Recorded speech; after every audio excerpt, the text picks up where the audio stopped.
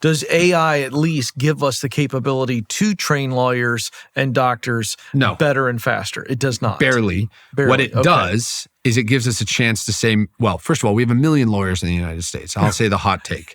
I'm not sure we need more lawyers. I would agree with that. I think most of the reason that we have such incredible tort laws, we are creating work.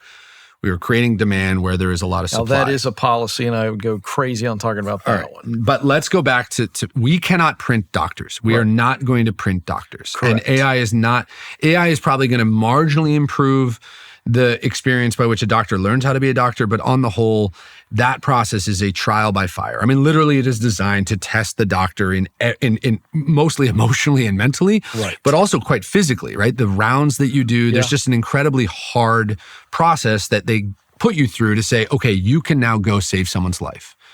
That is not bad, that excruciating test, that trial by fire. What's bad is that we only let a few people do it.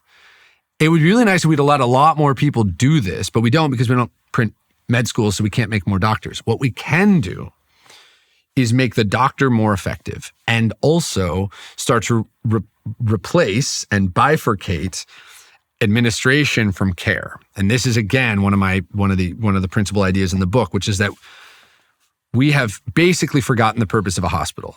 And I know this because we've seen a 5,000% increase in administrators and a 20% increase in caregivers during... Mind-blowing. It's mind-blowing. It's so bad. And it's coming from someone who's three of my grandparents were doctors and my parents, and caregiving is like in my blood. And it is so hard to watch the destruction of the American healthcare system at the hands of the bureaucrat and the administrator, who, by the way, doesn't actually want bad things either. There are just too many of them at this point.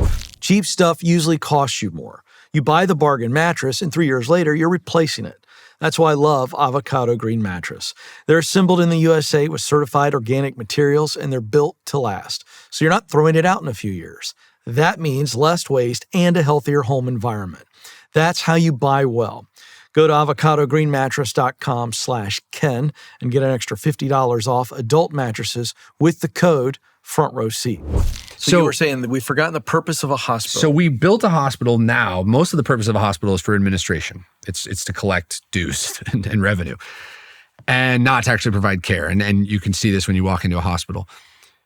But what if you didn't need to go to a hospital to get care?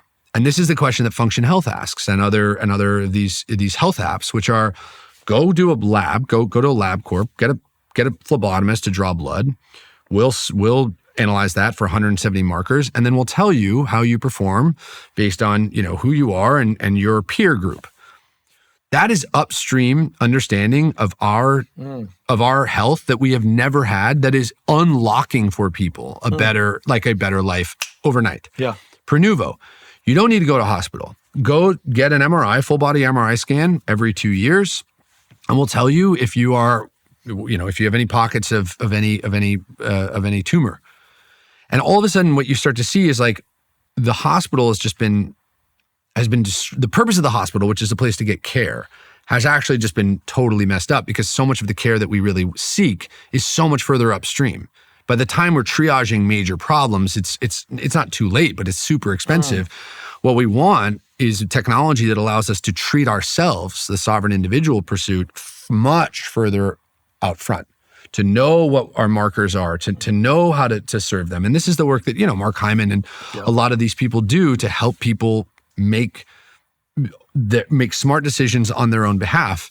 That is work that AI is going to do in spades and start to do with incredible effect, allow individuals to have way more control over what they actually know about themselves and their health outcomes, such that by the time you arrive at a box, which is what I call the hospital, you are in desperate need of, like, something has probably acutely happened, or you've let something accumulate. This is fascinating because we live in a day and age now where I think, and this is anecdotal to my life and people around me, where it feels like there's more distrust than ever for doctors because of so much information. We've always had the second opinion, which to me is just basic wisdom. Yeah. I bring this up to say, do you think that this will make trusting AI an issue on the analysis, or will it make us distrust doctors more than I think we already do? So the math, the data is that humans don't distrust their doctors more. They distrust healthcare much more. So the system itself. Oh, sure. That sort of has like Almost compounding like the doctor consequences. is a victim to the health. That's exactly it. It has compounding consequences. Most people go see their doctor and they're like, I like you, but I don't trust any of this. Or they'll see a doctor and say, I like you, I trust you, but I need a second opinion and I'm just going to get one. So will that change, you think, because of what you just described? This idea of the sovereign individual, the individual being able to do a lot more on their own, yes, is going to create a world, I think, in some ways good, in some ways bad, where people can constantly seek a second opinion.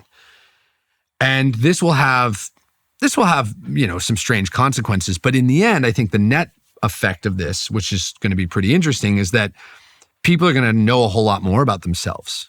And whereas you sort of go to the hospital after you go to the hospital to get an annual checkup and you're like, tell me about me, we're going to know a whole lot more further upstream. And we're going to be able to make a lot more decisions for ourselves and on our behalf that we didn't used to be able to make on our behalf. And you're already seeing the stories come out of people being like, I went to see this doctor and they said I didn't qualify, or they said I needed to do this thing. And then I went and did my own research, do your own research.